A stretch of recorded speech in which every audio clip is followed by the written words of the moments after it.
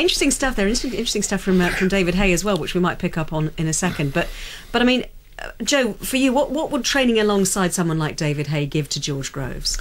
Yeah, you just feed off that, you know. Just surround yourself with world-class fighting, world-class sparring, and the way they train. You just feed on and learn off that, you know, and try to copy their training regime. Well, listening to that was Groves' opponent, James DeGale. Good evening. Good evening. How are you? I'm absolutely fantastic. Now, you've been listening to that, and it sounds like your opponent's getting some decent experience. Does it bother you? No, not really. You jealous? No, I just listen. I don't want to hear no excuses. I don't want to hear no excuses on the 21st. I'm glad he's getting good sparring.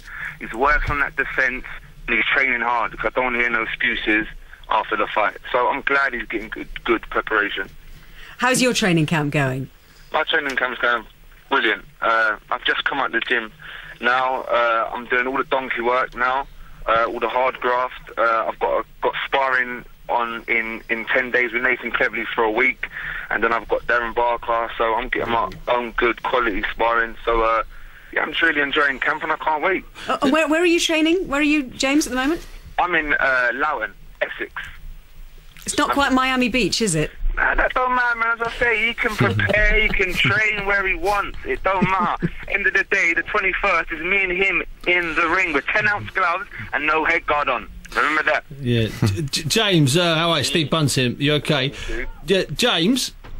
Yo. James, you know, one thing that strikes me about this fight, and you know I'm desperate for this fight to happen, but I'm still a little bit concerned about this 12-round factor. Now, I know that you and Jim are going to be working on 12 rounds, but just reassure me you're doing big 12-round sessions. You're not thinking it's a 5 or 6 round fight. Not 12, 15 and 20 round sessions, Bunty. You know how Jim gets down. Yeah, of course. He's a workaholic. Our motto in the gym is hard work, dedication, train hard, fight easy. So, you know I'm never going to be out of shape. And I'm going to walk to the ring with a big smile on my face, as always. And James, you know we've got Joe Calzaghe in the studio with us? I know, he's one of my favourite fighters, man. Joe, what's happening? Hey, James, how you doing? You okay, my man? You all right? Any advice you want to get from Joe while he's here? Well, he's been doing all these big fights, and He's lost for words. Yeah, listen, okay. Well, you got Nathan Cleverly coming down, who's I can tell you firsthand, you know, used to be a stablemate of mine. Is a great fighter and soon be world champion. So, you know, training with them likes, and obviously with Jim McDowell, I'm sure he's going to be in absolutely awesome, tremendous shape when he gets in the ring. Just one question for you. I'm just going to ask. We've just lost James for 1 second. We'll get him back on again. He's hanging up on me. No, he was so overwhelmed at talking to you. It's the terrible phone lines from Loughton. But yeah, I mean, how do you rate his chance? I mean, so the point that Bunty makes about, you know, fighting over 12 rounds, is that well, you know, the thing is, you have to look the last couple of fights. You know, they're both in that similar stage of their career where they're both undefeated. They have a good knockout record. With James DeGale, he showed he can step up against Paul Smith. Yeah. You know, he boxed for the title. He's listening to you again, by the way. He won in 9 rounds, and he looked comfortable. He looked fit. He looked comfortable. He looked sharp. So he looked like he's definitely ready to step up for the 12-round fight, and he has to be a big favourite. And obviously, like I said, training with the likes of Nathan Cleverly, who's a world-class fighter himself, and obviously with Jim McDonnell, who's a slave master, he's going to be in great shape, I'm sure. You're right there, James. Yeah, sorry, I landed on my phone. Sorry. Yeah, you're all right, mate. You got bored. You hung up. Okay. James, it's all been pretty spiky so far, and I know you revel in that kind of atmosphere at the first press conference 10 days ago or so, or this time last week. What sort of atmosphere are you expecting on the night? Will it be sort of 50-50 in terms of boos and cheers? Yeah, I think it's going to be 50-50. The amount of support and that I get around in London is like unbelievable. Obviously, you get the haters and you get the people that don't like you. But yeah, I think it's going to be a 50-50 thing.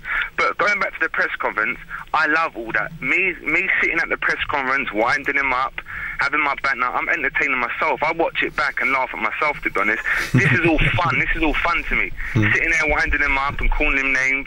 This is great. This is all a part of it. As I say, at the end of the day, all the talk's going to be forgotten after I knock him out on the 21st. So don't matter. That's a phrase we often hear, though, James, but there are others, Sugar Ray Leonard among them, who is convinced that at the first press conference for his fight against Marvin Hagler, he sowed the seeds for his victory. So is it that all the talk is forgotten? Can you win the fight if you don't win the build-up? Can he? Yeah, I think so. But listen, I know I'm in his head already. However, how much he says I'm not, I know I am.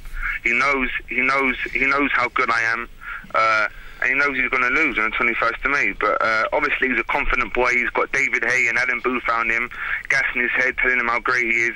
And I've heard Booth's got an A-level in psychology or something. So I don't know what he's telling him. But obviously he's a confident boy and he's going to get in there and try and win. Do you know what I'm saying? So it should be good. It should be good. How much of this is real, James? How much do you really not like him?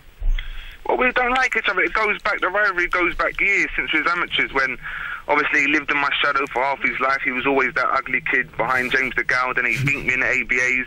So it goes back, and it is genuine. It is genuine. Like, we dislike each other. I'm not going to say hate, that's a big word. I don't hate no one, but I dislike the guy. I really do. You know something, Ellie? We tried on BBC, on Inside Sport, you know, the TV, the Gabby Logan show. We tried in 2007, so a full year before the Olympics, to make a show on this rivalry in this gymnasium that you could see from the BBC building. You can see the block of flats where James and George Groves trained. And I tried to convince the makers, the producers of BBC London. I said, listen, we've got a story in this basement here. The best middleweight in this basement's going to win an Olympic gold medal. And they thought I was mad, and I was telling the truth. Don't sit there about the.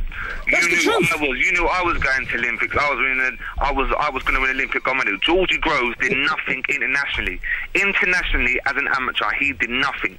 Lost at every tournament. He was getting beat by people like Eamon O'Kane when I was stopping him. And people you'd beaten, yeah. Do you know what I'm saying? Like people are getting this all twisted.